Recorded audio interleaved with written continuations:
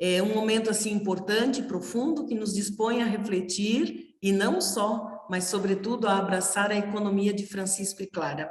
Convido a irmã Dorce para transmitir-nos a mensagem de irmã Alaide Deretti, a inspetora de nossa inspetoria, Nossa Senhora Aparecida, que não pôde estar presente por outros compromissos. Irmã Dorce, por gentileza. Queridos participantes ao encontro sobre a economia de Francisco e Clara, boas-vindas. Este encontro, promovido e organizado pelos âmbitos da administração, comunicação social e pastoral, em sintonia com o Conselho da Inspetoria Nossa Senhora Aparecida e em parceria com a Rede Salesiana Brasil, quer ser resposta aos apelos do Papa Francisco, que nos desafia a assumir os cuidados da casa comum. Este encontro, organizado em sinergia sobre a economia de Francisco e Clara, é uma proposta baseada na acolhida, no cuidado e no afeto. É um caminhar lado a lado em igualdade, transformando mentalidades e conceitos existentes. Expressa um compromisso ético com as gerações que estão por vir. É importante compreender qual a implicância em assumir uma economia com alma, que acolhe e comunga com todas as pessoas e seres vivos, irmãos, filhos da mesma mãe.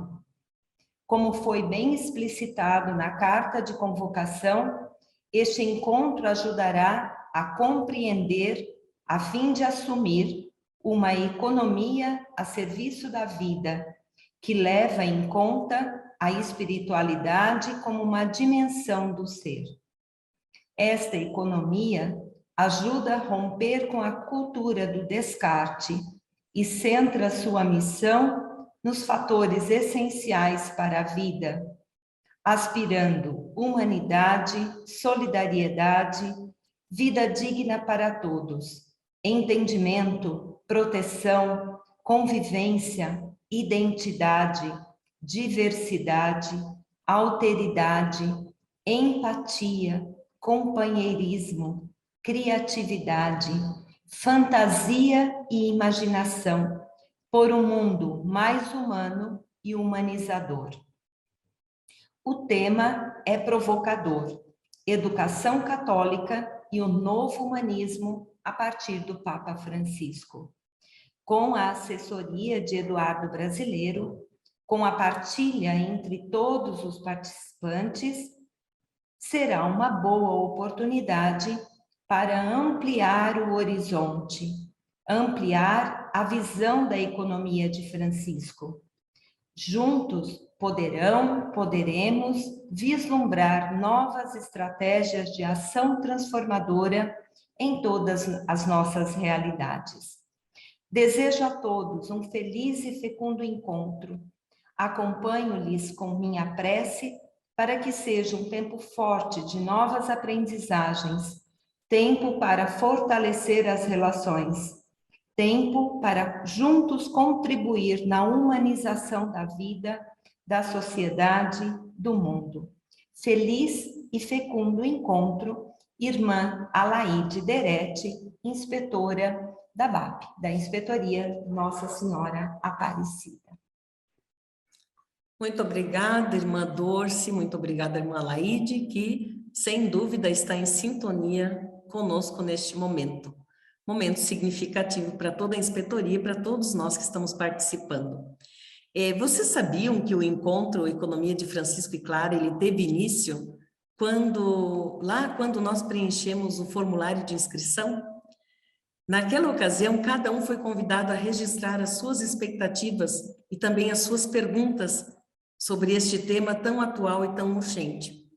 Então, diante das nossas expectativas, das nossas perguntas, temos a alegria de ter conosco Eduardo Brasileiro de Carvalho, mestrando em Ciências Sociais pela PUC de Minas, bacharel e licenciado em Sociologia pela Fundação Escola de Sociologia e Política de São Paulo, com estudos em classes populares e religiosidade. É pesquisador do NESP, o Núcleo de Estudos Sociopolíticos, e do Grupo de Reflexão e Trabalho para a Economia de Francisco e Clara, ambos pela PUC de Minas. Tem especialização em práticas de autogestão em economia solidária pela Unifesp no ano de 2020 e também curso de educadores para a cultura do encontro em Roma no ano de 2018. Faz parte da equipe de coordenação da Articulação Brasileira pela Economia de Francisco e Clara, fomentando projetos de novas economias. Eduardo Brasileiro, seja muito bem-vindo entre nós. É grande o nosso interesse pela economia de Francisco e Clara. Grande é também a nossa gratidão por ter aceitado o convite e estar conosco hoje. Certamente você vai ajudar-nos a encontrar respostas para as nossas perguntas sobre a economia de Francisco e Clara. Que esses santos tão queridos, tão universais, abençoem este nosso momento de escuta e de partilha de conhecimentos. Eduardo, bom dia e, por gentileza, com você a palavra. Bom dia, irmã Mike, muito obrigado por essa acolhida. A você, a irmã Dorce, que eu venho há tanto tempo conversando, né, irmã Dorce, muito obrigado por tanto cuidado, por tanto carinho nesse processo de preparação para esse encontro, que como a irmã Mike dizia, não começou hoje, mas ele começou lá desde aquele dia que vocês começaram a se preparar para estar aqui e a colocar essa discussão na vida de vocês, na vida nossa, na vida do nosso mundo, do nosso povo. Obrigado pela oportunidade, também saudando aqui, irmã Dorce, irmã Mike, a irmã Laíde à distância, né, por essa mensagem bonita que ela nos manda, também a irmã Teresa, participou daqui desse momento de mística, muito obrigado, e também a quem nos mantém firmes e fortes dentro dessa sala, a Patrícia e o Diogo, né, sem eles a gente não estaria aqui nessas distâncias. Olha, eu quero saudar todas as irmãs que fizeram esse momento acontecer, né? Estou vendo muitas irmãs aqui que, dedicadas do seu tempo, de sua vida, constroem o carisma salesiano, a missão de educar, a missão de cuidar, né? Pela uma irmã que eu conheci e é hoje uma querida amiga que eu vi que ela está aqui hoje, a irmã Maria Luzia. Irmã Maria Luzia, nos conhecemos em Itaquera, de onde eu venho, na paróquia Nossa Senhora do Carmo, Itaquera, e irmã Maria Luzia nos acompanha lá há um bom tempo, a minha paróquia de origem, onde eu também devo muito da minha formação humana. Então, irmã Maria Luzia, que está aqui, saúde a todas as irmãs. Também a todos os profissionais, né? Todos aqueles que constroem o carisma salesiano, a missão educativa, e que em algum momento se encontraram com esse carisma, né, irmã Mike, né? Que em algum momento as suas vidas, as suas profissões, os seus objetivos profissionais, os seus sonhos educativos se encontraram com essa missão de vocês. Fico muito feliz de estar com vocês aqui. Eu estou falando aqui de Belo Horizonte, de onde eu tenho morado desde o ano passado, trabalhado aqui na PUC Minas, mas venho de São Paulo, né? E sei os desafios dessa grande metrópole, sei os desafios, por exemplo, da ação em Santa Catarina, que eu sei que vocês têm muita gente de Santa Catarina aqui, também pessoal do Mato Grosso. É muito bom termos essa cultura do encontro acontecendo aqui, esses diversos lugares, esses diversos caminhos. Conversando com a irmã Dorce, há um bom tempo já, né, que a gente vem preparando esse momento, eu tenho pensado caminhos para fazer essa reflexão com vocês. Afinal, o mundo que nós vivemos hoje, ele vive uma série de crises profundas, o que a gente pode chamar de policrises, poli de muitas, né? Muito mais de uma, duas, três, né? Múltiplas crises. E dessas múltiplas crises, como cristãos que somos, guardamos sempre os brotões de esperança, ou seja, aquilo que nos dá horizonte na nossa prática. Porque apesar de termos esperança que o mundo pode melhorar, nós não estamos 100% convencidos de que o mundo vai melhorar, de que o mundo pode ser melhor. Porque a esperança, ela é aquele ato de fé em que a gente deposita naquilo que a gente acredita um horizonte da transformação. Mas não é tão fácil a gente chegar nesse horizonte da transformação se a gente não prepara caminhos para ela. E uma instituição como a família salesiana, né, que eu gostei, inclusive, do Paz e Alegria, irmã Mike, é isso? Vou guardar o Paz e Alegria, porque eu só ouço por aí Paz e Bem, né? Por conta de Francisco e Clara. Mas Paz e Alegria, eu gostei, eu acho bonito. E nessa paz e nessa alegria, ou seja, nesse desejo de construir um mundo justo, nós precisamos sempre estar nos atualizando ao espírito da época. E o espírito da época é como o mundo de hoje nos coloca desafios e como coletivamente buscamos caminhos. O pontificado do Papa Francisco, ele tem sido um sinal de esperança. Um sinal de esperança porque ele entendeu o desafio como chefe da Igreja Católica no mundo de se colocar em transição. Então, acho que essa primeira palavra que eu queria falar com vocês aqui, a palavra transição. Transição por quê? Nós vivemos num mundo em que muitas das coisas que a gente vê, elas já ruíram. Ou seja, é como um edifício que ruiu.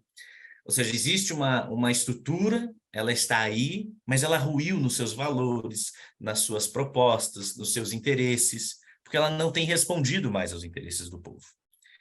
E ao mesmo tempo que nós vivemos num mundo em que essas questões, essa sociedade ruiu os seus valores, ruiu os seus projetos, ruiu os seus horizontes, nós aspiramos uma nova sociedade em que ainda ela não aconteceu, mas que ela está viva dentro do nosso desejo, dentro da nossa intencionalidade, da nossa intenção mesmo.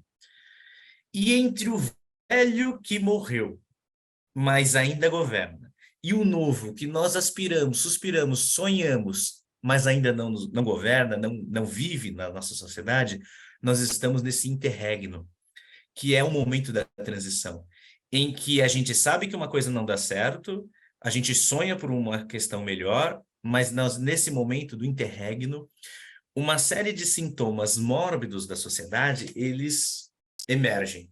O que é o mórbido? As intolerâncias, os ódios, o retorno a ideologias de violência, de morte, a estrutura de uma sociedade da indiferença. Irmã Teresa e Irmã Dorce falavam da Laudato Si, né? Nos colocavam no tudo está interligado, como uma sociedade também do descarte, o Papa Francisco fala, né? Que é essa sociedade em que a gente está descartando tudo. E o grande desafio para nós é, nesse interregno, sabermos a nossa missão humanista, né? Nossa missão humanista. O tema de hoje é justamente a gente falar sobre um novo humanismo, que é, na verdade, esse novo humanismo, esse termo, a ideia de uma nova humanidade.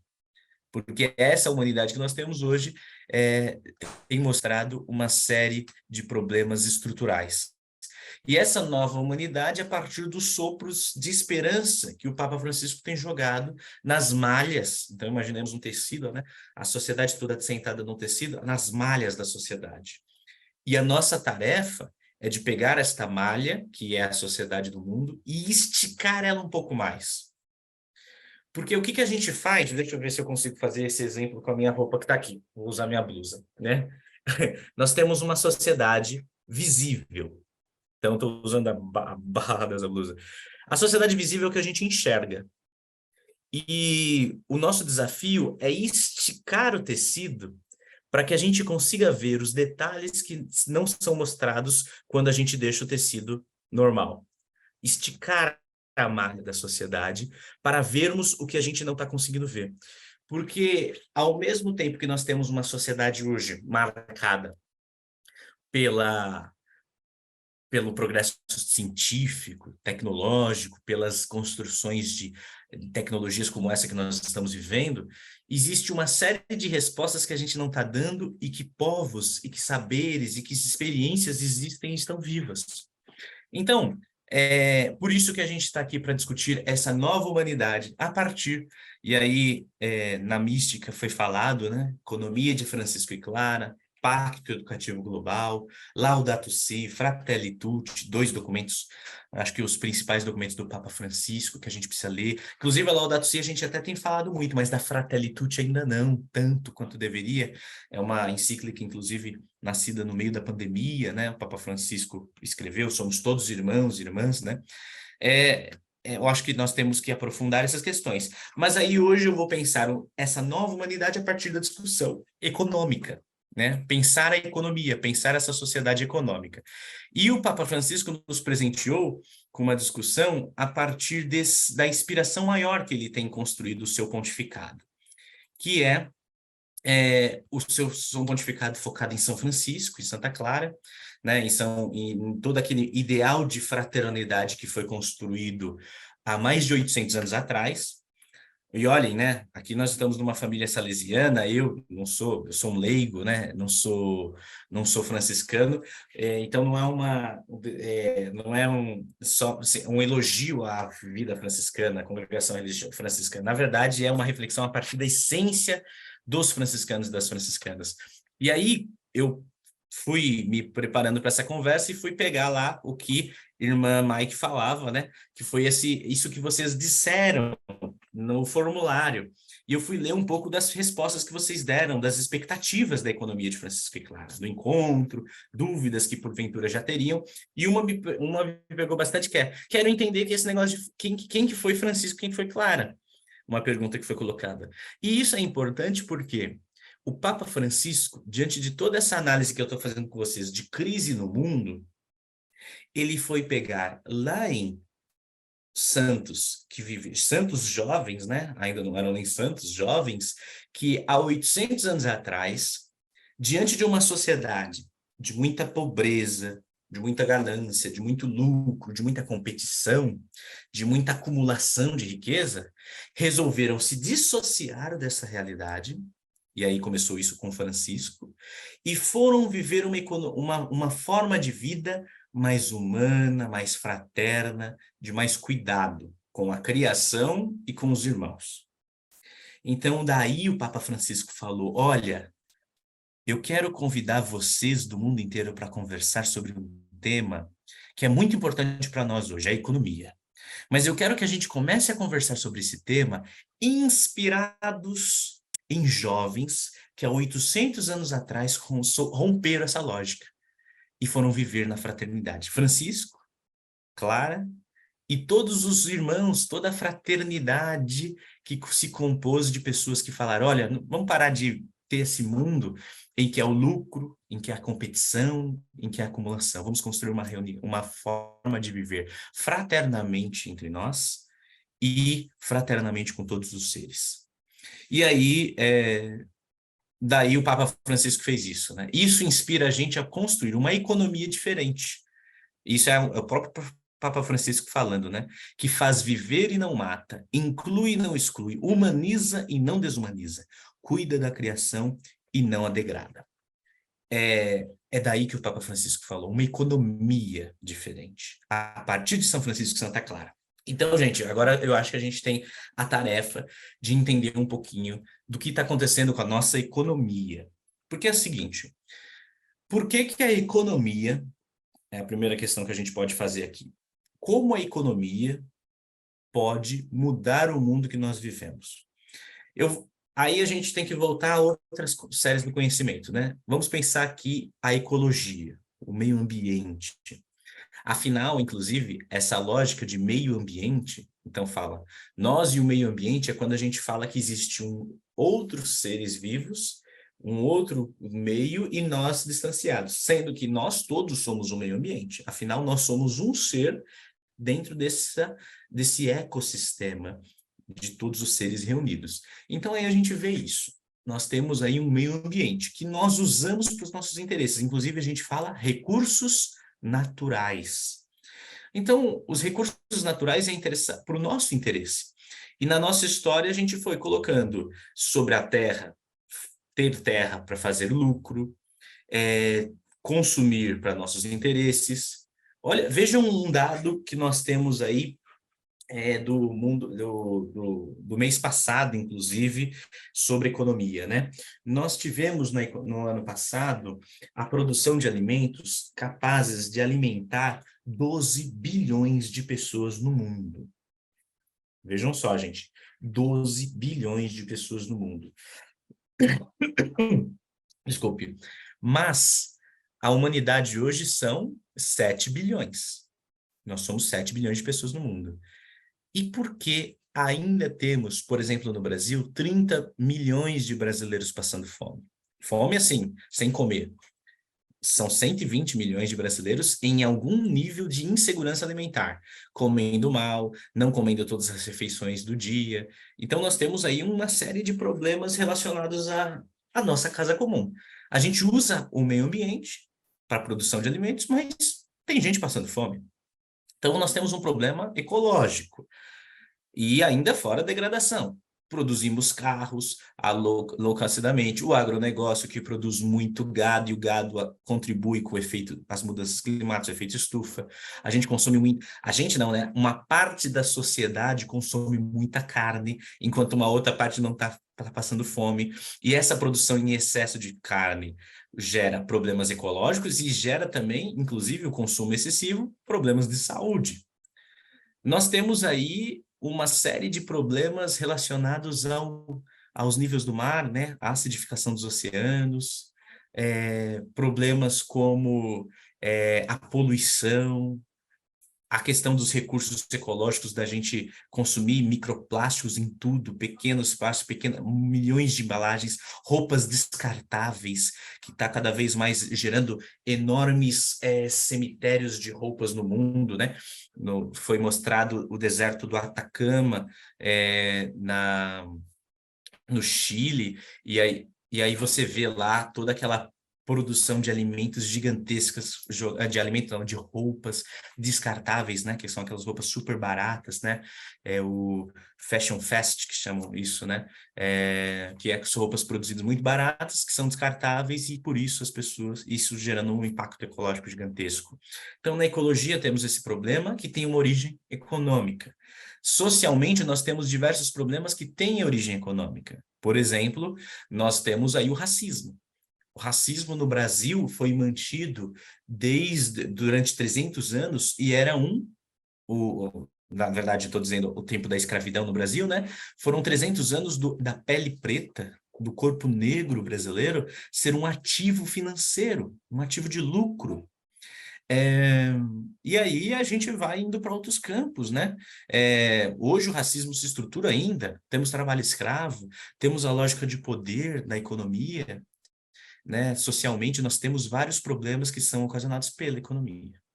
Culturalmente também, nós temos culturalmente hoje uma sociedade cindida pelo consumo, pelas vaidades, pelas lógicas de poder e de poder ocupar espaços que outros não ocupam. Então temos uma economia marcando a cultura, a sociedade, a ecologia. Por isso que a economia está na centralidade do problema no mundo. Ela é a raiz dos problemas contemporâneos que nós vivemos. E é isso, por ser uma raiz, ela tem um nome, a nossa economia. Ela é uma economia capitalista. O que é uma economia capitalista? É uma economia centrada no quê? No lucro de uns, apropriando-se o lucro que você tira sobre um corpo de funcionários, um corpo de pessoas que lucram em cima de você, né? Isso está presente nas grandes corporações até as pequenas. Mas a lógica é que o mundo construiu nas últimas décadas, no último século, uma série de super ricos, eu vou variando um pouco, mostro o slide, tiro o slide, porque senão vai cansando vocês, né?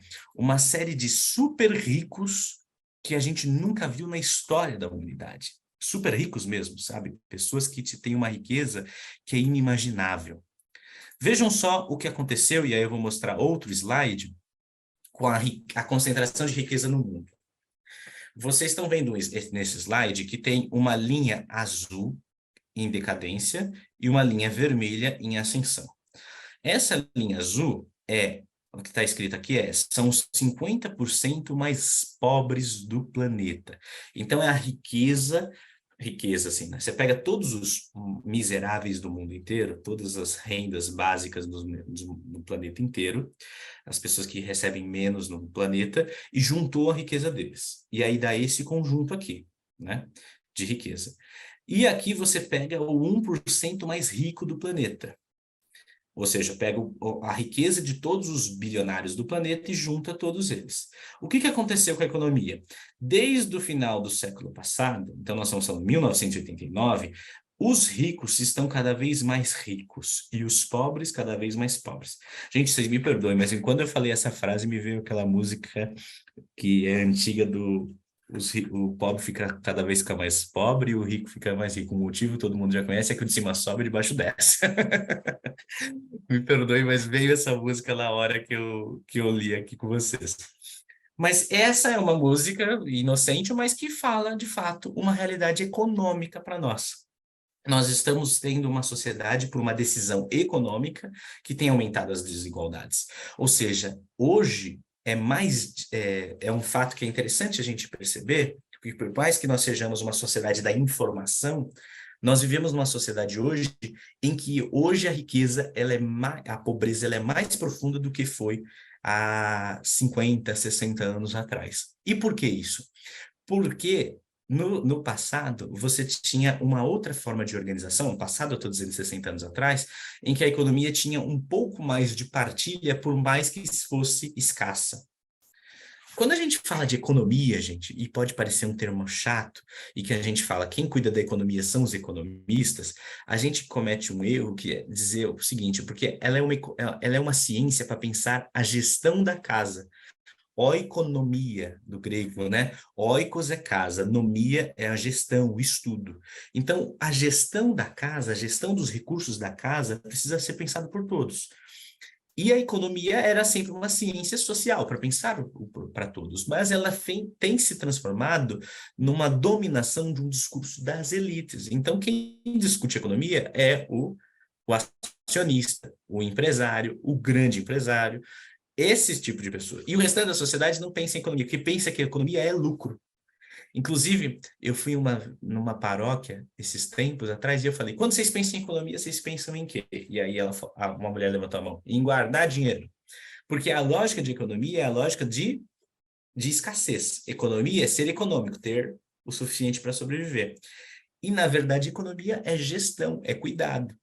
Ou seja, a nossa economia hoje, ela foi centralizada numa lógica de controle da moeda financeiro.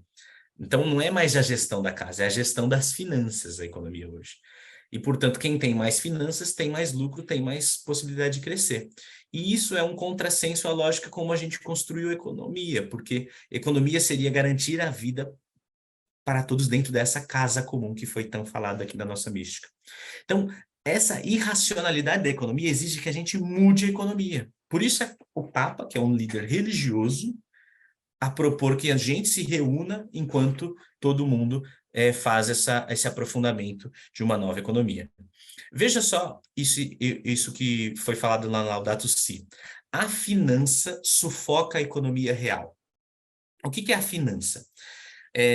Vou falar de uma outra história, né? Eu fui num colégio católico, né? Salesianos no Pio XII, aqui de Belo Horizonte, né? Inclusive, depois vou mostrar um videozinho que a irmã Darcy e eu combinamos aqui, de uma experiência bonita e educativa. E aí, eu perguntei para o jovem, se você ganhasse na loteria hoje, o que você faria com esse dinheiro? Aí ele olhou, fez uma cara de debochado e falou, lógico que eu vou gastar com a minha família, comprar um carro, um helicóptero, um, um, um prédio lá para eu morar, ter todos os andares, fez essas brincadeiras, e depois ele falou, e o resto do dinheiro eu vou colocar para render. Render vou colocar no mercado financeiro para eu ficar vivendo de renda. Isso eu Isso é um consenso na economia, porque, na verdade, hoje todo mundo fala, hoje o que dá dinheiro é colocar no mercado financeiro o dinheiro e ficar com o dinheiro, a moeda girando lá. Se você fala 50 anos atrás, o que a gente percebe em 50 anos atrás? Se a pessoa fala, se eu ganho na loteria, o que ela fala? Eu vou arrumar minha vida e vou pegar esse dinheiro e investir em algum tipo de projeto econômico. Vou comprar como é o nome? Uma filial do McDonald's, vou abrir um grande negócio econômico, porque a lógica da economia era eu tenho dinheiro se a gente está gerando produção para gerar partilha. Claro que o cara que está dono da empresa vai lucrar mais. Hoje não. Hoje eu não ganho dinheiro gerando emprego. Hoje eu ganho dinheiro no mercado financeiro. E esse é um grande problema que a gente chama de finância. Esse slide aqui é porque desde os anos 90 para cá, desde os anos 80 para cá, a lógica econômica do neoliberalismo, que é uma nova forma de liberalismo, está colocando que o bilionário gera dinheiro gerando no mercado financeiro. Então, se ele coloca no mercado financeiro um bilionário 1 bilhão de reais, por dia, durante um ano, aquele 1 bilhão aplicado, ou seja, deixado lá no mercado, gera 127 mil reais por dia para esse cara. Então, é uma lógica de financiarização. O negócio vai gerando negócio, que vai gerando negócio, que vai gerando negócio, né? Essas pontuações que eles vão fazendo no mercado financeiro para gerar riqueza. Então, essa economia não é mais produtiva. E isso tem feito o quê? Um mundo que não gera emprego. Um mundo que não gera inovação de trabalho. Um mundo de falta de perspectivas. Se a gente olhar, isso tem gerado o quê? 76% da população urbana do país é da periferia, né? Ou seja, a maior parte da população do mundo hoje no Brasil, quer dizer, do Brasil, a população urbana está dentro das periferias. O que a gente vê de riquezas, de grandes espaços onde as pessoas fazem seus lucros e seus investimentos, aqueles condomínios privados, é uma parte pequena do Brasil, mas eles estão visibilizados, os pobres não. No Brasil, já falei dos 33 milhões de pessoas passando fome, mas nós temos 281 mil pessoas em situação de rua. É um escândalo que a economia está fazendo atual, porque ela não consegue responder aos desafios da nossa sociedade. Por isso a urgência do Papa Francisco. E ele fala, é um mutirão para realmar a economia. Então a gente precisa dar uma nova alma à economia, com uma perspectiva de acolhida, de solidariedade e de luta. E como a gente pode fazer isso? Eu vou até passar aqui para mostrar um dado para vocês, que eu acho que isso é muito importante para a gente, porque é um absurdo, sabe? Olha como é irracional o que a gente faz, né, Vivi? Esse slide que vocês estão vendo é o orçamento federal brasileiro executado, eu não estou enxergando, em 2022, né? Então, o que o governo brasileiro ano passado gastou? Isso independe de governo, viu? Né? Ano passado era um outro presidente, esse ano é um novo presidente, há 40 anos atrás era um outro presidente, mas isso é a regra econômica. A regra econômica não importa o presidente, ninguém mexe. Tem uma história que é interessante, que é do Otávio Ianni, um grande sociólogo brasileiro, e que ele quando assumiu a presidência da República, o Fernando Collor de Mello, 1989, né, o famoso caçador de marajás, né, todo aquele charlatanismo do Collor de Mello, ele pegou, o Ottaviani conseguiu uma bolsa de pesquisa, um investimento e uma liberação do governo para ele acompanhar a posse presidencial do Collor. Então ele ficou colado atrás do Collor, acompanhando o que o Collor fazia numa posse de presidente. Então ele queria falar um pouco sobre a elite brasileira. Mas aí ele descobriu uma história muito interessante, que é quando ele chega dentro da recepção do presidente lá, que ia receber as saudações, os cumprimentos, o Collor avista lá no final um monte de grandes empresários. Ele fala, vou cumprimentar os povos lá. E ele fala, olha, o Collor chegando, e o Ottaviani atrás, o sociólogo acompanhando, né? Quando chega lá, ele fala, vocês por aqui, o Collor, né? Vocês por aqui, e começa a cumprimentar os empresários. Eles dão uma risadinha e um deles fala para o Collor, nós estamos sempre aqui, vocês que ficam mudando de 4 em 4 anos. Essa história é importante a gente perceber que o poder econômico das grandes elites brasileiras muda presidente, mas eles continuam mandando na cadeira do presidente. Né? Vamos dizer uma história muito que a gente está vivendo hoje aqui. Hoje, é do interesse do governo brasileiro, é do interesse de toda a sociedade brasileira que os juros baixem. Mas quem não deixa baixar? O mercado, né, financeiro, que não deixa que o Banco Central, né, baixe. Porque o Banco Central, quem está lá é o representante deles. Né? Quem está lá é o político que representa eles. E por mais que o governo fale, a gente tem que baixar os juros para o povo começar a consumir melhor, consumir com qualidade, voltar a gerar crédito, eles falam, não, a taxa de juros tem que ser mantida assim, porque senão o lucro deixa de ser grande para o empresário e o empresário se desestimula e vai embora e afecham negócios. Essa, inclusive, eu posso dizer assim, a arma que eles têm no pescoço da sociedade brasileira, do governo. Eles jogam por seus interesses. E vejam só o que acontece em questão de números. Em 2022, o governo brasileiro gastou 46% do seu orçamento com dívida do mercado financeiro, juros e amortizações da dívida pública que é gerada no mercado financeiro. Enquanto você gasta 20% com previdência, transfere 11% para municípios, segurança pública 0,29%, agricultura 0,54%, isso por cento desse orçamento gigantesco, ó, agricultura, judiciário é forte, defesa nacional aumentou muito porque era um governo militar que nós estávamos vivendo, trabalho é pequeno, educação 2%, educação pública, saúde 3%, assistência social não existia isso em 2018. Ela era 0,0.3. Hoje é 4,7 por conta da pressão que foi feita da sociedade para ter uma renda que era o auxílio emergencial. E hoje é algo maior, né? 4,7. Mas vejam só, gente, essa lógica de governo se perpetua. Se vocês olharem, esse gráfico é produzido pela Auditoria Cidadã de Dívida Pública. São os auditores federais brasileiros que criaram essa auditoria, porque eles, como eles estudam isso e trabalham para o governo, a associação deles fizeram essa associação, a Auditoria Cidadã, para divulgar para o povo brasileiro que, olha, é um absurdo que nós gastemos mais com bilionários e com ricos do que com o pobre, do que com o povo brasileiro. Tanto que em 2017, quando assumiu a presidência o Michel Temer, a primeira coisa que ele falou é: precisamos fazer uma mudança no modelo econômico. Hoje não dá para pagar as contas nossas. Com essa lógica da escassez da economia, né? E o que o Temer fez? O Temer falou: vamos ter que mudar o nosso orçamento aqui. E aonde ele atacou? Não sei se vocês lembram. Deixa eu ver o rosto de vocês aqui. Né? Onde atacou aqui, ó. Vamos fazer uma reforma da Previdência. O quanto você atinge aqui?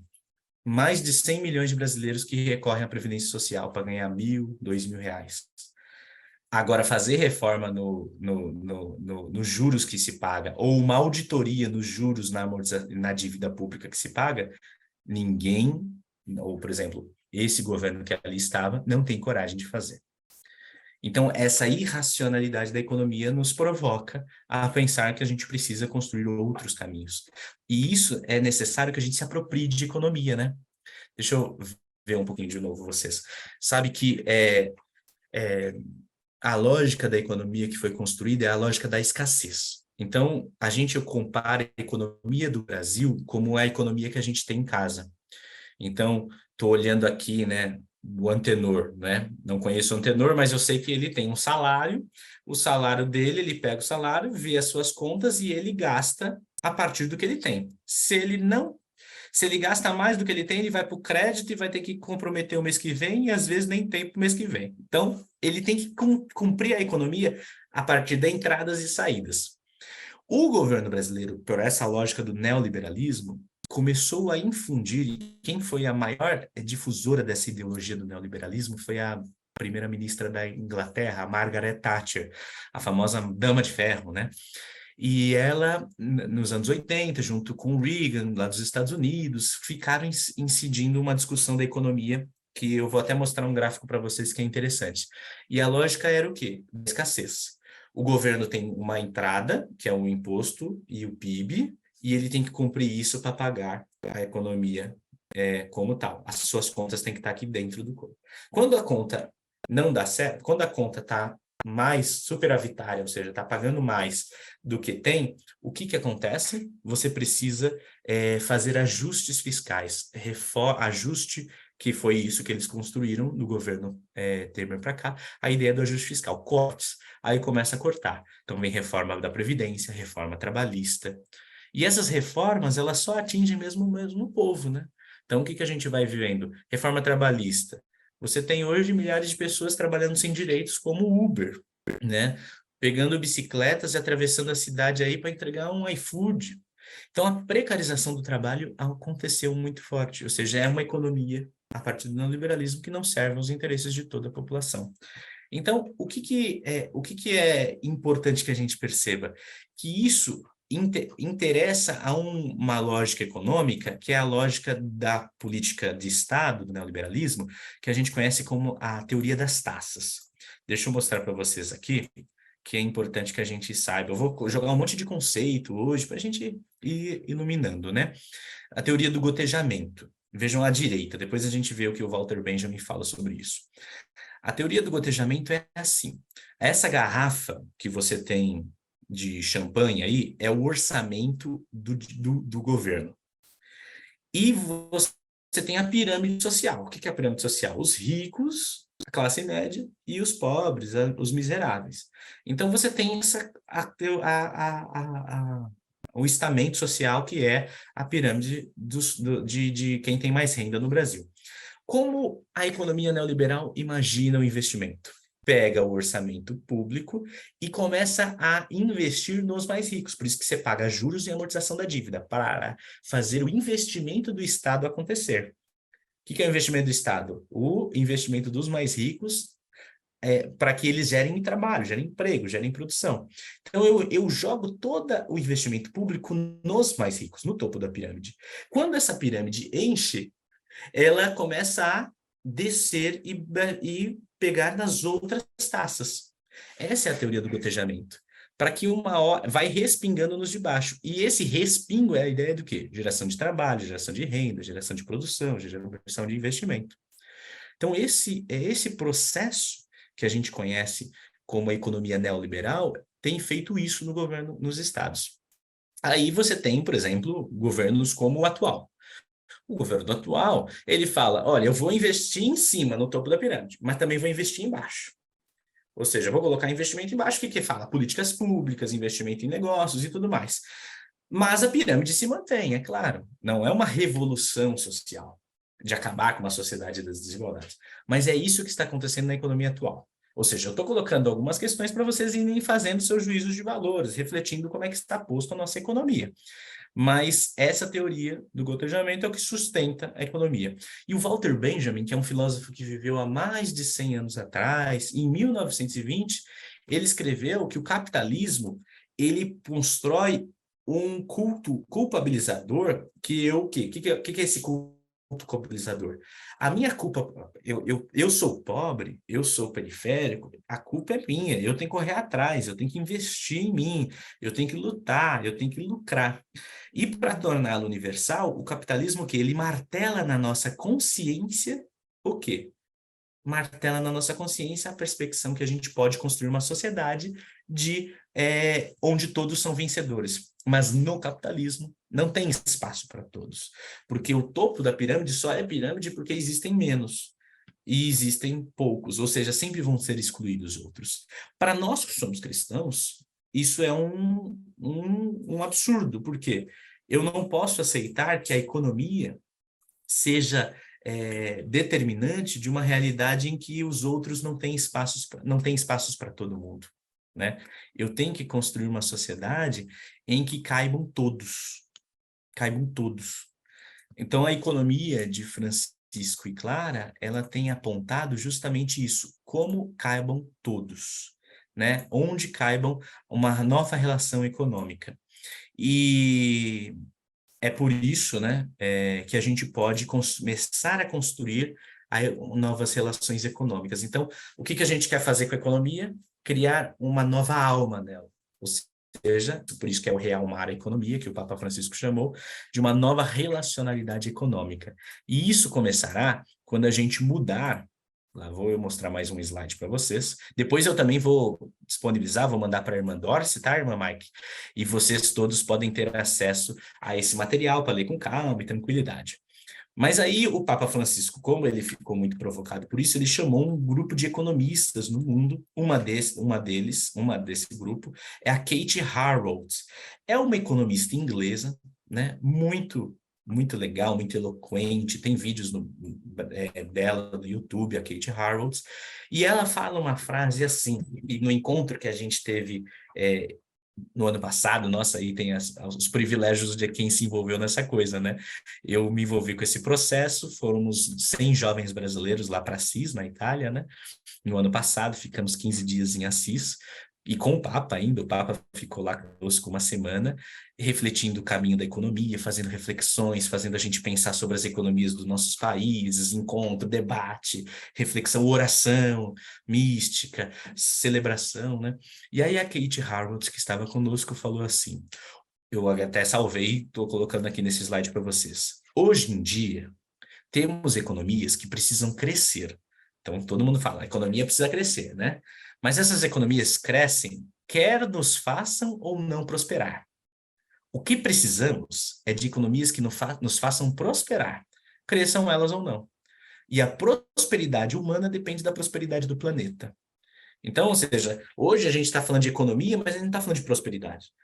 Recentemente a gente viu os bancos brasileiros na pandemia, todo mundo empobrecendo com dificuldade financeira e os bancos cometendo, alcançando lucros infinitos. Do outro lado, então a gente vê que não está tendo prosperidade humana, nós não estamos prosperando enquanto sociedade. Então é um tempo de pararmos e construirmos uma outra relação econômica. E essa relação econômica depende da nossa vontade de urgência, porque o nosso planeta está gritando. Vejam o que aconteceu em Maceió, né? Maceió agora teve uma submersão enorme de cidades, bairros, né? Água, né? E terra baixando. Vejam aí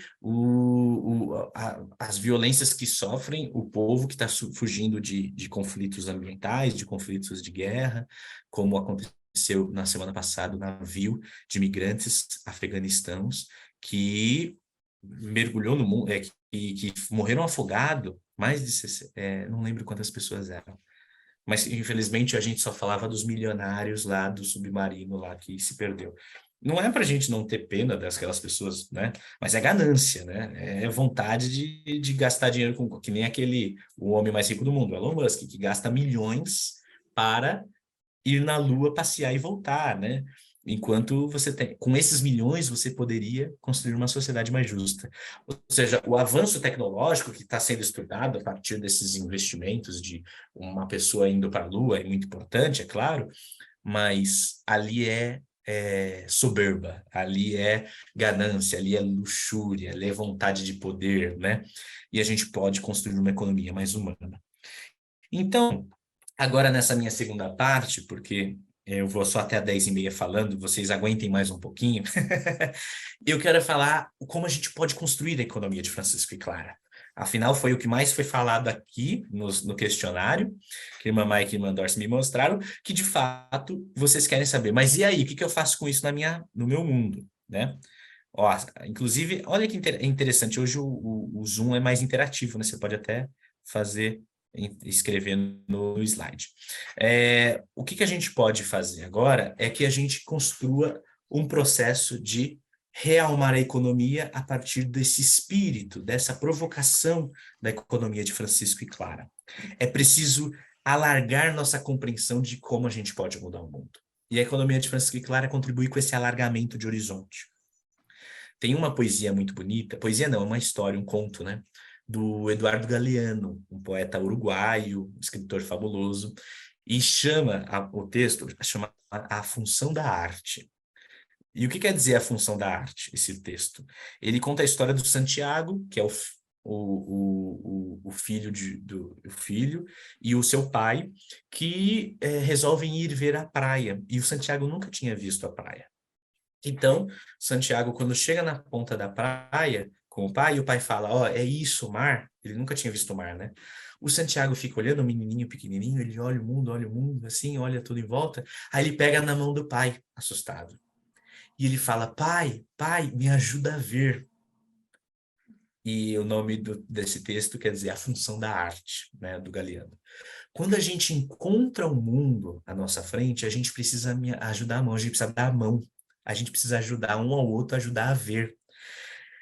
E como a gente ajuda a ver o mundo? A gente consegue a partir de algumas perspectivas. A primeira, é preciso ler o mundo a partir dos olhos de quem chorou. Isso o Papa Francisco nos ensina. Como é ler o mundo a partir dos olhos de quem chorou? Se eu leio o mundo a partir dos olhos de quem ri, de quem está feliz, de quem está lucrando, o mundo pode continuar o mesmo. eu preciso ler o mundo a partir dos olhos de quem chora. E a partir deste provérbio de ler o mundo a partir dos olhos de quem chora, eu preciso começar a construir novas relações dentro dessa sociedade. E isso é preciso questionar processos que estão, às vezes, naturalizados na nossa realidade. Que a gente começou a naturalizar o mundo. Ou seja, a gente naturaliza o pobre, a população em situação de rua, a violência, e a gente não questiona processos básicos mais porque a gente falou sempre foi assim. Tem um escritor que fala, né? No mundo hoje, é mais fácil imaginar o fim do mundo do que o fim do capitalismo. Por isso que os filmes que estão aí, que nós vemos por aí, né? Os filmes que estão aí só falam disso. Fim do mundo, o colapso, o meteoro pegando o mundo, todo mundo morrendo, pandemias e tudo mais, né? Porque a gente não imagina que é possível construir outra forma de relacionalidade coletiva. Então, na economia de Francisco e Clara, a gente tem 3 exigências globais e 3 exigências territoriais. Fazendo o territorial, a gente consegue fazer o global. Ou seja, na minha ação, na administração da escola, na minha ação como professor e educador, a minha ação como religiosa gestora, religiosa missionária, religiosa nas ações com as comunidades. Como eu posso fazer uma nova cultura surgir, uma nova cultura econômica? Então, no nosso horizonte de exigências globais, eu acho que 3 exigências são fundamentais. É preciso um mundo de zero emissão de gases. Então, a gente tem que parar o processo econômico de emissão de gases, construir uma economia ecológica, e existe tecnologia para isso hoje. A gente precisa, aí, isso é uma coisa que, inclusive, empresários católicos, quando ouviram falar da economia de Francisco e Clara, ficaram meio bravos, mas a gente precisa construir um mundo de zero bilionários. Um mundo que tenha bilionário é um mundo que tenha fome. E eu estou falando assim, que tem gente que vai ter renda de 100 mil reais, tem gente que vai ter renda de 50 mil reais, tem gente que vai ter renda de 10 mil reais. Mas não pode ter gente que tem uma renda de 1 bilhão de reais, enquanto tem gente que tem 200 reais por mês, 180, 50 reais por mês. Passe fome, né? Então, é os extremos que a gente vai precisar diminuir. O mundo dos bilionários e o mundo dos miseráveis. A gente precisa combater as desigualdades e combater Mas é muito interessante isso que no Brasil a gente fala na nossa cultura política, que a gente sempre fala. A gente precisa combater a desigualdade, mas também a gente precisa combater a concentração de riqueza. Os bilionários, a concentração de riqueza. Né? Então, um mundo de zero bilionários e um mundo de zero desempregados. Novas formas de produzir trabalho. E as exigências territoriais, que inclusive foi colocado no texto convite que foi feito lá em 24 de maio, que a irmã Dorce, Tereza e a Mike fizeram, que é do desempenho para a colaboração. Saímos de uma sociedade dos grandes níveis de competição, de acumulação, de riqueza, de individualismo para uma outra lógica. Inclusive, isso é um desafio no mundo educacional, porque hoje a escola padrão é a escola que dá os melhores resultados de vestibular. Não é mais a escola que dá os melhores humanistas, que prepara os melhores cidadãos, que prepara os melhores políticos. É a escola que dá mais lucro, né? E esse é o problema hoje da economia. Ela está atingindo as nossas escolas. E o pai, a família e até o próprio aluno vão questionar, mas eu estou aqui porque eu quero ser primeiro na FUVEST, lá em São Paulo, da USP, né? Primeiro nos vestibulares. Não, você está na escola por um processo humanizador. Você precisa compreender o mundo, você e como a gente pode melhorar este mundo. Essa é a função da profissão, não o lucro, não o prestígio, o serviço. E eu fico sempre muito feliz de fazer esse diálogo com congregação religiosa, porque o que moveu e todo mundo que trabalha aqui sabe, essas irmãs que estão aqui servindo, é o serviço. Elas estão aqui para servir, para trabalhar juntos, para se colocar a serviço por um ideal de sociedade mais justo. Então é muito bonito que a gente tenha esses valores que são valores de resistência no mundo, né? Então, essas são as exigências territoriais. E como nós podemos fazer isso? Aí eu quero mostrar um outro slide para vocês, né? Porque aí a gente tem falado de algumas discussões que são profundas no mundo. Já estava aqui no slide seguinte, eu que não percebi. A gente precisa perceber a diferença entre o pessoal, o coletivo e o estrutural. Quando a gente fala de mudança pessoal da economia, a gente está falando das questões pequenas que a gente pode fazer. Economizar fazer separação dos lixos, fazer o cuidado com o que a gente compra, com o que a gente consome. Isso é para quem pode consumir, para quem pode comprar, né? Mas isso a gente pode fazer uma mudança pessoal nessas conversões de interesses que a gente pode fazer. Voltar-se para um consumo mais consciente, consumirmos dos pequenos mercados, das pessoas mais simples, porque essas pessoas estão sobrevivendo com esse dinheiro, então a gente operacionaliza. Então, serve a esses interesses, né? Vejam só, gente, eu venho de Itaquera, que é lá na Zona Leste de São Paulo, irmã Maria Luzia também, né? E aí a gente vê uma coisa lá em Itaquera que me chocou muito. Tem o estádio do Corinthians, do lado do metrô Itaquera, né? E eu não sou corintiano, sou palmeirense, mas sempre vivi lá perto do estádio do Corinthians, né? Espero que eu tenha ganhado alguns parceiros aqui. Por isso que esse slide está todo verde, inclusive. Né? Mas brincadeira à parte, lá no estádio do Corinthians, eles têm um McDonald's do lado do estádio. Esse McDonald's, gente, é uma região, hoje é semi-periferia, né? Não é mais a grande periferia, mas sempre foi uma região de periferia. Itaquera. Lá, o McDonald's de lá, de Itaquera, é o McDonald's que mais deu lucro para a rede McDonald's da América Latina, numa região periférica. Então, o que acontece com a economia? Mesmo o povo pobre, é eles que são o motor da economia. Então, no campo do consumo, a gente pode pensar muitas coisas de investir em coisas que a gente não investe. Por exemplo, no meu consumo individual, eu vou comprar no McDonald's um lanche? Não, eu vou priorizar lá uma pequena hamburgueria, uma cooperativa de hambúrgueres. Consumir conscientemente é importante para a mudança de uma cultura. Tem ainda, inclusive, eu acho que é a Rosa Luxemburgo que fala, né?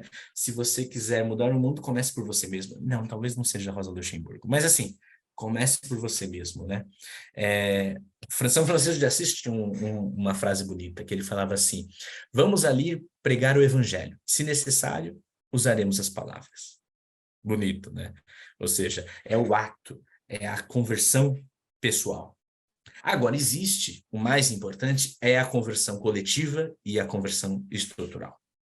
A conversão coletiva é construir formas de pensar coletivamente que mudem a nossa cultura econômica e política.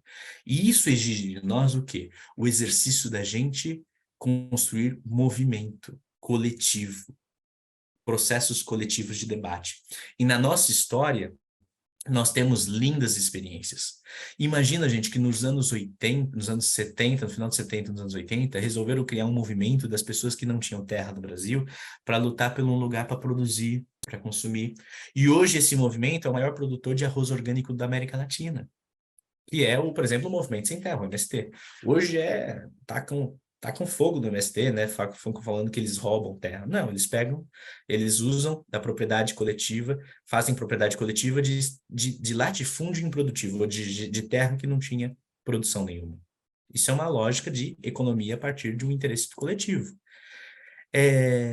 Movimento de moradia, gente que está lá lutando por uma moradia mais digna.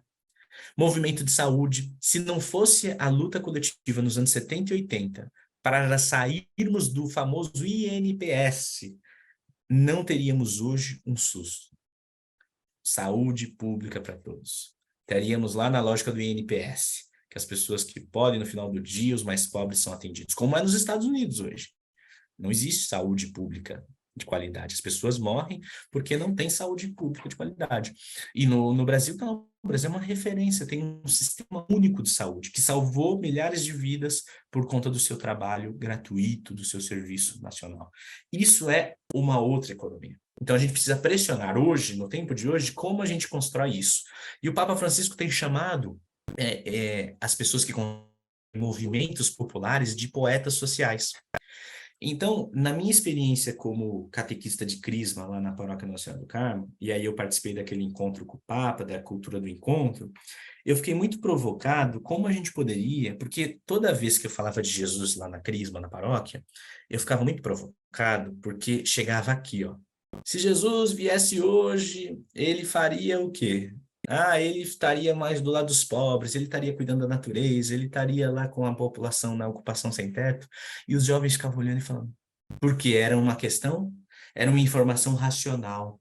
Ela não era uma formação, ela não tocava o coração dessas pessoas. E foi aí que nós resolvemos fazer o que o Papa Francisco sempre fala, da pedagogia sente-pensante. Então, o primeiro campo para mudança coletiva é buscarmos fazer ações no campo da cultura do encontro na ação coletiva, ir ao encontro das realidades. Hoje é o mundo da rede social, que vocês conhecem, que constrói dentro dos celulares bolhas. Então eu só vejo o mundo que me interessa dentro do celular. Eu preciso construir um mundo de que a gente se encontre com as nossas fronteiras. E aí vem essas grandes provocações do Papa. Então, a cultura do encontro é ir ao encontro das realidades. Então, o que a gente fez lá na Crisma? A gente pegou, em primeiro lugar, a gente foi em um mês na ocupação sem teto lá da Copa do Povo. A Copa do Povo é uma ocupação que aconteceu porque teve a Copa do Mundo lá em Itaquera, foi a abertura da Copa do Mundo, né? E aquela Copa do Mundo só foi a elite. E muita gente, por conta daquele estádio, houve uma especulação imobiliária dos imóveis de todo o distrito de Itaquera. Então, essas pessoas começaram a não conseguir pagar aluguel e ficaram em situação de rua. Veio um movimento de trabalhadores sem teto e fez uma ocupação numa terra lá no Sesc Itaquera, bem longe assim, chamada Copa do Povo. E o que a gente fez com esses jovens da Crisma?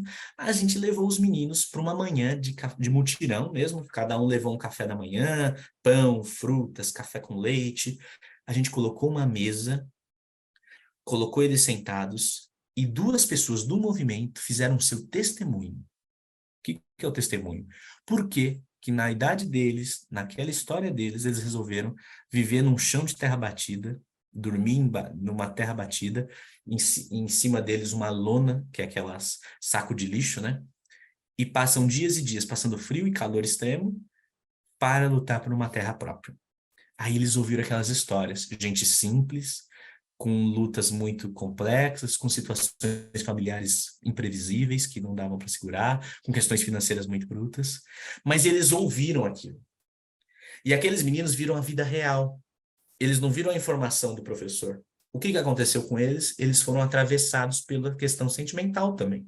Então ali, não é que eles saíram querendo mudar o mundo, mas o que eles fizeram naquele momento? Eles ficaram mais humanizados. Aqueles meninos, a partir daquele momento, eles perceberam o seguinte, olha, eu posso ficar falando sobre as coisas, mas tem muita gente sofrendo. E as pessoas, os meus pais lá, aprendi que eles ficam chamando aquele povo lá de meio de vagabundo, mas eu entendi que aquela vida ali é gente digna. É gente que luta pela sua sobrevivência. Eu não posso ficar criticando. Se eu não os ajudo, pelo menos que eu não os critique. Então, o que é isso? Humanização. É o que a gente fala do novo humanismo, né? Levar ao encontro as pessoas. E isso só acontece na perspectiva coletiva. Coletiva. E na perspectiva coletiva, o ensaio que a gente faz na perspectiva coletiva é a construção de mudanças estruturais da economia.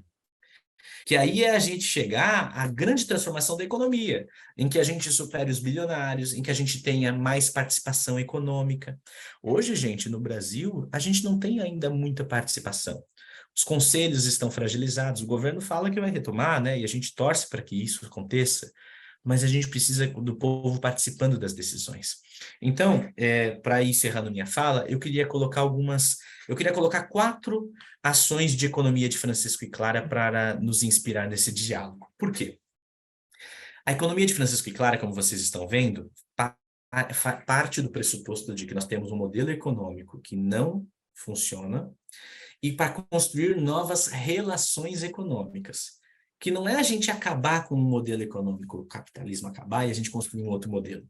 Inclusive, eu fiz uma live na CNBB esses tempos, e aí o pessoal no chat ficava perguntando assim, isso é comunismo? Isso é socialismo? Porque a gente tem uma sociedade hoje do enlouquecimento das questões. Nem sabe o que está dizendo, mas ficam atacando. E aí a gente falou, a gente está construindo um processo coletivo para pensarmos nas comunidades, e aí a gente tem já uma resposta, ou seja, é socialismo, é comunismo, a gente cai também num erro.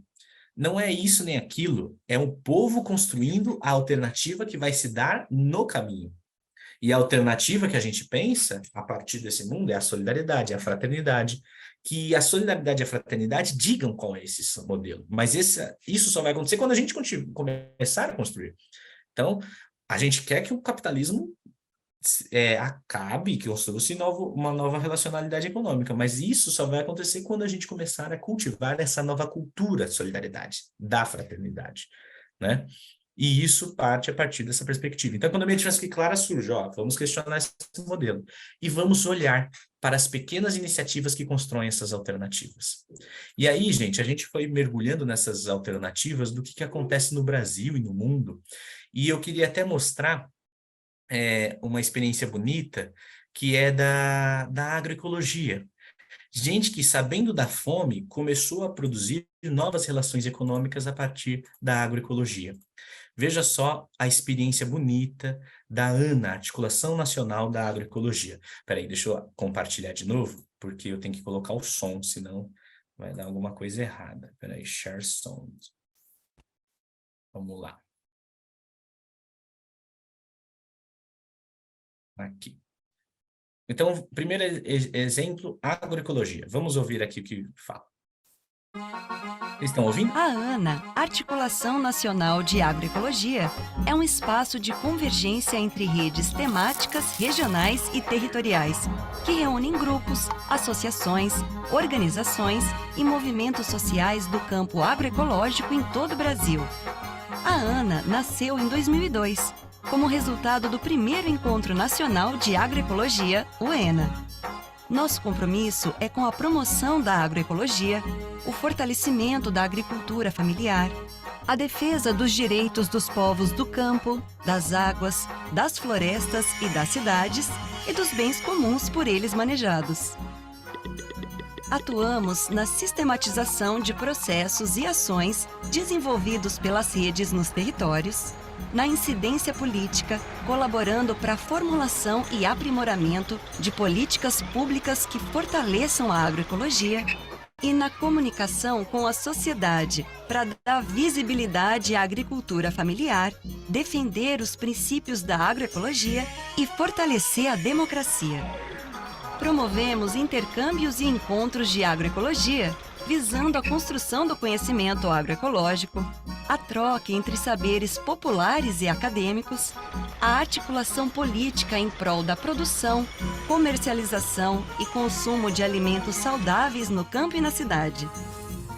O crescimento da agroecologia no Brasil é uma conquista das lutas populares pela democratização do Estado e da sociedade brasileira.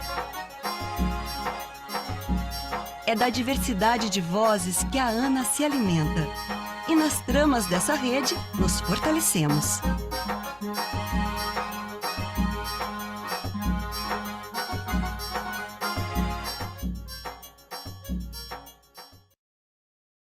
Muito bem. Esse é um exemplo, a agroecologia. Mas por que a agroecologia?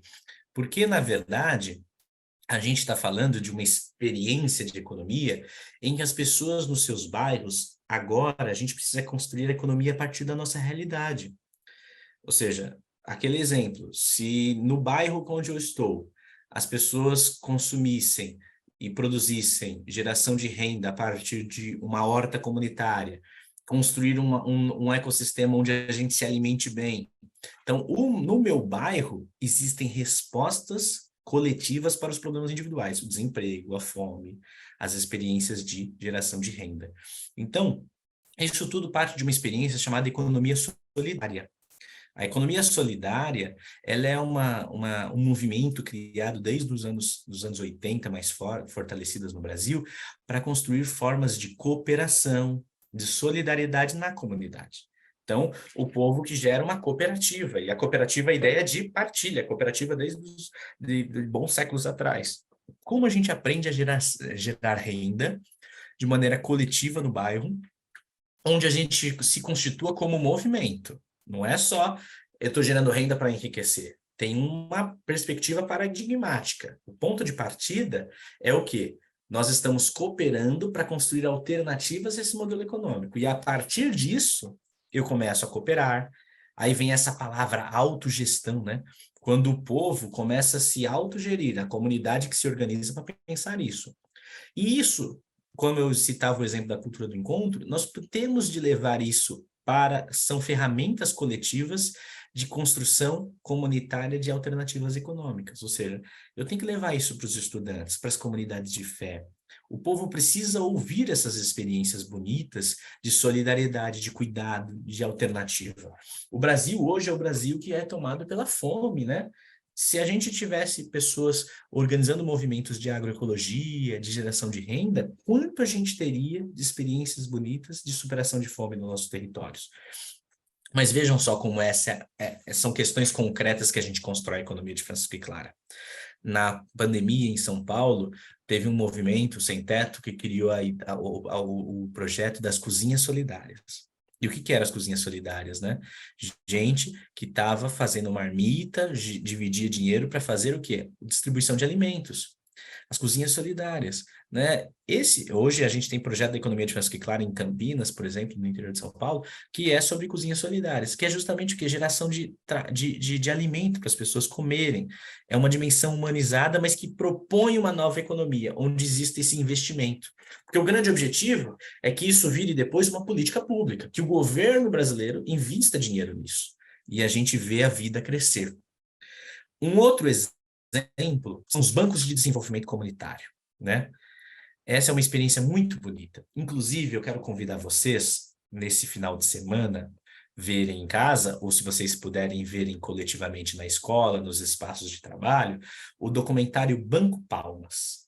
É muito bonito o documentário. O documentário, deixa eu ver se eu tenho ele aqui, chama Banco Palmas, o documentário. Está no YouTube, é um documentário de 1 horinha, que vocês vão ver sobre o quê? A história do Joaquim, que é um rapaz que morava, um senhor, né? Hoje já senhor, mas era um rapaz ali de 30 e poucos anos, que morava em Fortaleza, no Ceará, num bairro, num conjunto residencial chamado Palmas. Por conta da especulação imobiliária das grandes praias de Fortaleza, eles foram mais para o fundão da cidade, na periferia. E aí ele percebeu uma coisa: por que o povo é tão prejudicado economicamente? Porque a gente é tão pobre? Ele se preocupava por conta disso. Por que a gente está tão endividado? E aí ele fez um cálculo básico. Vejam só o que ele fez, gente. Prestem bastante atenção. Vou dividir aqui em 3 grupos. O primeiro grupo, ele olhou no bairro dele, existia dentro do grupo dele as pessoas que trabalhavam, CLT bonitinho, tinha todo mês, 5º dia útil do mês, o quê? Tinha o seu salário. O segundo grupo eram os comerciantes do bairro. Gente que tinha um mercadinho, tinha um comércio. E o terceiro grupo, os desempregados no bairro. Ele fez um cálculo que era o seguinte: se eu combinar com todos esses que trabalham em todo dia 5º dia útil do mês recebem um salário, se esses daí eu pego eles, né, pego o salário deles, e eu peço para eles comprarem do comércio local, ao invés de ir no Carrefour, no grande mercado da cidade, eles comprarem do mercado local. Aí eles falaram, então vamos fazer isso. Aí ele falou, mas vocês não vão fazer com o dinheiro de vocês. Vocês vão vir aqui na associação que a gente vai criar, que chama Banco Palmas, que eles criaram. Você vai trocar esse real, você vai gastar R$500, então eu vou te dar 500 palmas. Aí ele criou uma moeda, uma moeda social, uma moeda fictícia. E você vai com esse palmas comprar do comércio local. Aí eles falaram, tudo bem. Mas aí o que aconteceu? Para os comerciantes ficou complicado, né? Eu vou receber em palmas. O cara vem aqui, compra R$500 de compras e eu fico com 500 palmas na mão. Mas esse era o cálculo que o Joaquim fez. Fazem a compra com palmas e ficou no banco, no Banco Palmas, o quê? O dinheiro em real. Com esse dinheiro, ele pegou todos o terceiro grupo, todos os desempregados, e fez os desempregados gerou crédito para esses desempregados criarem hortas urbanas. Para quê? Para criarem renda e distribuírem, devolverem para os mercados o custo que eles tiverem, os gastos nessas compras de materiais que o pessoal fez no mercado. Então veja o que o Joaquim fez. Ele fez uma equação econômica. Ele gerou uma comunidade que se cuida e que cria uma relacionalidade econômica em que nenhum estava desempregado, todo mundo consumia, todo mundo partilhava. essa é uma experiência viva de economia de Francisco e Clara. E vale a pena a gente apresentar essa experiência, aprender com essa experiência. Hoje os bancos existem no Brasil para nos endividar, né? Para nos asfixiar nossas finanças econômicas. E hoje o banco, inclusive, pega nosso dinheiro, se tem gente com dinheiro na poupança, e usa para investimentos dos interesses dele. Às vezes a gente está investindo em financiamento de empresas que a gente não concorda com os valores, porque nossas finanças estão colocadas lá, e o banco faz o que quer com o nosso dinheiro. O dinheiro é colocado lá. Então, os bancos de desenvolvimento comunitário têm colocado, vamos colocar nosso dinheiro para a geração da vida. Né? Então, tem experiências, acho que vale a pena a gente conhecer. O Padre Wilson, lá em Florianópolis, tem desenvolvido o banco comunitário, né? Temos experiências das moedas sociais que ele está fazendo lá, lá. Mas eu disse esses exemplos, e eu quero citar um último exemplo, antes de fechar a minha fala com essa frase do Papa Francisco, que a economia de Francisco e Clara, gente, ela chega primeiro para nós como uma provocação. Vamos pensar o mundo. O mundo não está certo. O segundo movimento que ela nos provoca é: vamos fazer juntos algumas coisas. Então, eles nos colocam no coletivo. Vamos construir essas alternativas. E o terceiro movimento que a gente vai construindo com a economia de Francisco e Clara, é fazer surgir alternativas. Então, imagine, provocando aqui os colégios que estão aqui, se nós fizéssemos dentro das nossas disciplinas de aulas, encontros para eles debaterem como faz um orçamento participativo no bairro. Né? Todo mundo tem a opinião que o Estado não funciona, que o governo não funciona. E se a gente pudesse governar? Aí pega a aula de matemática e a aula de geografia, por exemplo.